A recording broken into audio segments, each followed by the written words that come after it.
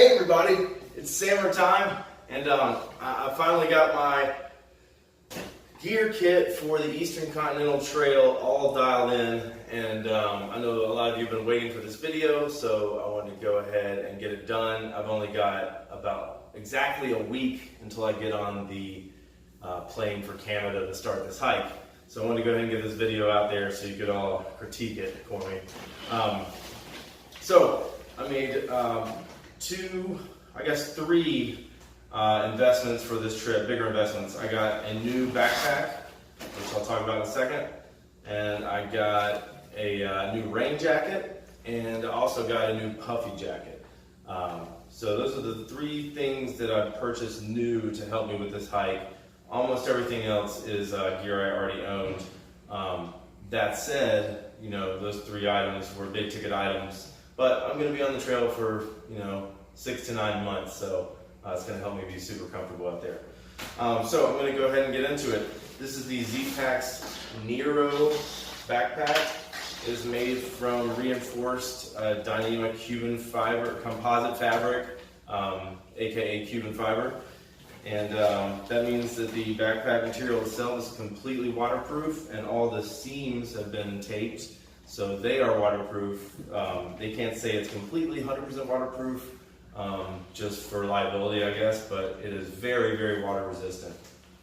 So you got two buckles here on the sides. Let's cinch down this roll top closure, and a little Velcro on the top. First thing out is the my ground pad. It's an inflatable mattress. It's the NeoAir from Therm-a-rest. It's not the same mattress I've used on other hikes, but it's a different model. I've used different lengths on other hikes, but this one will suit me fine and weighs, I think, about 14 ounces. This is my big bag of what have yous. We'll come back to that in a second. I do have in this kit right now 1 day of food. 1 day of food for me is 1.5 pounds, and it's 2,760 calories per day. I'll put up another video breaking down all the food items, but that is in a Cuban fiber bear bag, which is a little bit of weight.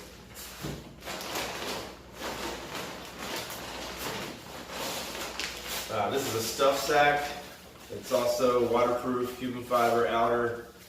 It's got a fuzzy fleece on one side on the interior, so at night I'll turn it inside out and fill it with all my extra clothing, and it becomes a pillow.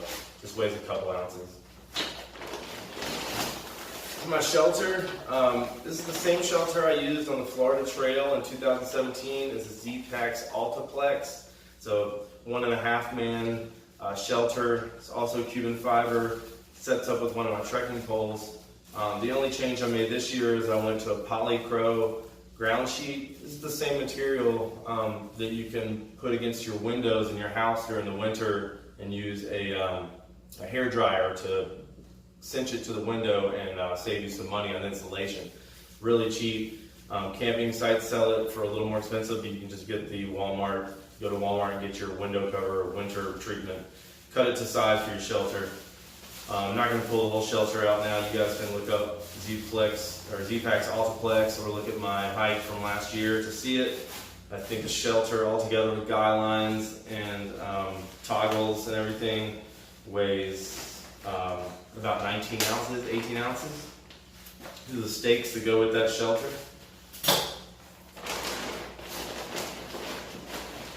And instead of putting my extra clothing in that bag that I'll use as a pillow, since the whole backpack is waterproof, I just kind of have my clothing loose in here. And this is backup clothing, toboggan, long sleeve shirt, long johns, etc., socks.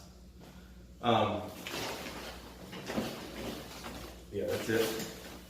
As far as the three things I've made the investments for this trip, the backpack, and this is one of the jackets. It's a Mountain Hardwear Ghost Whisperer.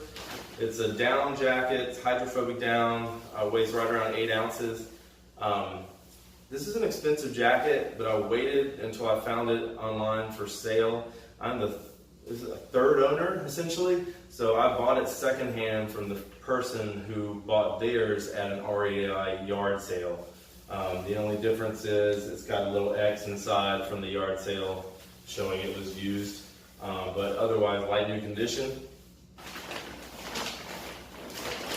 While I'm doing clothing, I'm going to make another video to go over all the clothing in detail, but we'll show you the other jacket I bought. Also from Zpacks. I've talked about this jacket on the blog and on the page before.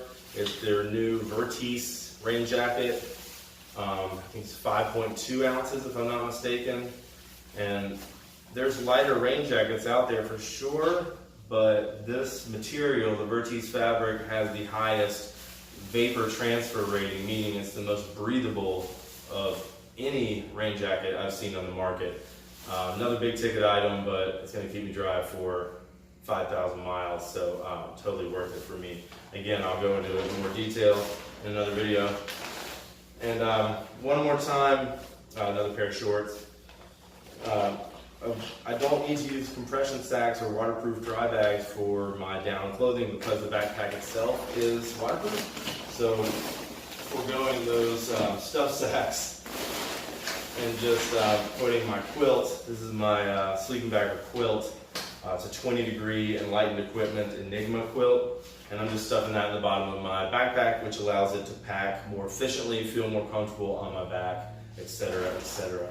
So that's it. That's everything I'm bringing on the Eastern Continental Trail through hike I'm doing from this year until 2019. I've got water bottles in here. They're empty right now. Sawyer water treatments, a squeeze filter right there.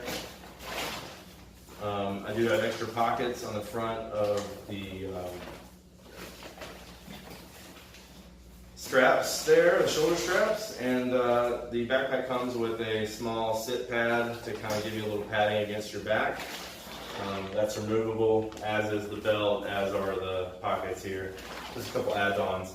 So altogether, the pack with the add-ons weighs, I think, 11.8 ounces, and the entire setup right now is just under 11 pounds for a base weight. And actually, I've got 1 day of food in there, so you can minus 1.5 pounds. So right at, we'll say about 10 pounds at a base weight. It's not quite ultralight. I don't know that there's any agreed upon definition, but pretty much the standard in the hiker community to be ultralight is less than 10 pounds of your base weight. Your base weight being your backpack and all of your equipment minus your food and your water. I do count the weight of the water bottles in there, and also I count every piece of paper, every Velcro tie, every plastic baggie. So yeah, that's it. Floating right at a little over 10 pounds for a base weight, and then the most food I'll ever pick up on the trail at one time is 7 days worth of food, and that's what, 7 pounds plus a half again, so 10.5 pounds of food per day. So my largest load ever on the trail will be right at about 20 pounds.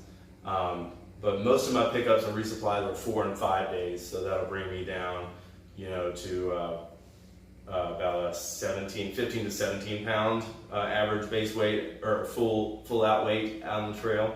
So I'm pretty happy with that. There's 122 different items in this backpack, believe it or not. A lot of it is in this miscellaneous bag, which I'll make another video about too. I'm counting every, little baggie, every pill, individually there. But still, a whole lot of items making up right about 10 pounds base weight. And yeah, I think that's a totally fair weight for the amount of stuff I'm bringing to keep me comfortable out there, because it's going to be my full-time job for about 9 months. So did not skimp on comforts where I could, but kept it as lightweight as possible. Any questions about the setup, just leave me a little comment below and I'll reply as soon as I can. So thanks y'all, signing off. Look for those other videos going into the clothing I'm bringing and my miscellaneous bag, and I'm also going to break down my food, all coming up this week. Bye.